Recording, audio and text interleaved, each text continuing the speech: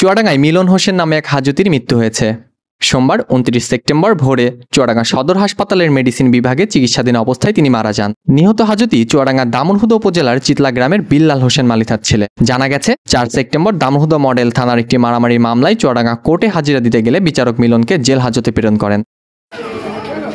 মামলাটি নাম্বার ৪ তারিখ ২৮/৮/২০২৫ দায়ের হওয়ার পর থেকে তিনি নিয়মিত আদালতে হাজিরা দিচ্ছিলেন। গতকাল রবিবার রাতে কারাগারে অসুস্থ হয়ে পড়েন মিলন। এ সময় জেল কর্তৃপক্ষ দ্রুত তাকে চুয়াডাঙ্গা সদর হাসপাতালে ভর্তি করে। সেখানে চিকিৎসাধীন অবস্থায় রাত ১২টার পর তার মৃত্যু হয়। দামনহুদা মডেল থানার এসআই সাইফুল দৈনিক সময় সমীকরণকে জানা, ২৮ আগস্ট মারামারির ঘটনায় মিলন সহ কয়েকজনের বিরুদ্ধে মামলা হয়। পরে ৪ সেপ্টেম্বর তিনি আদালতে হাজিরা দিতে গেলে জেল হাজতে প্রেরণ করা হয়।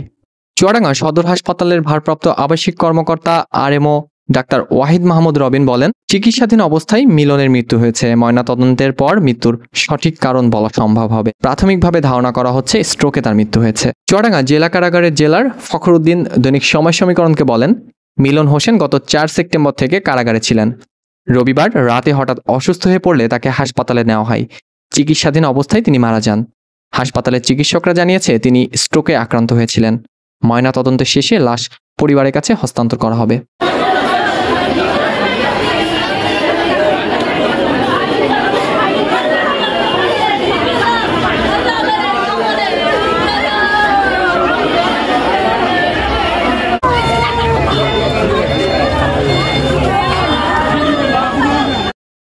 তাকে জেল হাজতে প্রেরণ করে।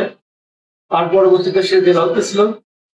গতকাল রাত্রে ৩টার সময় আমাদেরকে জানায় যে আপনার ভাই অসুস্থ। তো তার পরবর্তীতে আমরা হসপিটালে এসে দেখি সে মৃত্যু। আসলে তার মৃত্যুটা আমাদের স্বাভাবিক মনে হচ্ছে না, কারণ যেদিনকে গ্যাঞ্জাম হয়, ২৮ তারিখে ধস্তাধস্তি হয়, সেদিনকে হাশেমের যে ব্যক্তিগত বা তার যে বাহিনী আছে তারা কিন্তু তার উপরে হামলা করে। আর এটা আপনার হয়তো ময়নাতদন্ত করলেই আমরা আশাবাদী যে আমার ভাইয়ের উপর যারা হামলা করছে এর সুস্পষ্ট তথ্য আপনারা পাবেন এবং তাদেরকে আইনের আওতায় এনে আমি চাই সর্বোচ্চ শাস্তি যেন দেওয়া হয়। যে আজকে সকালবেলা হাসান এসে দেখি যে আমি সকালবেলা উঠি আপনার এই ইমার্জেন্সি যাই, ইমার্জেন্সি কি বলছে আমার মামা জেলে ছিল বলে জেলে থেকে হাসে মামা কনে ইমার্জেন্সি বলে সাইড তলায় ওই নাস্টের ঘরে আছে দেখলো।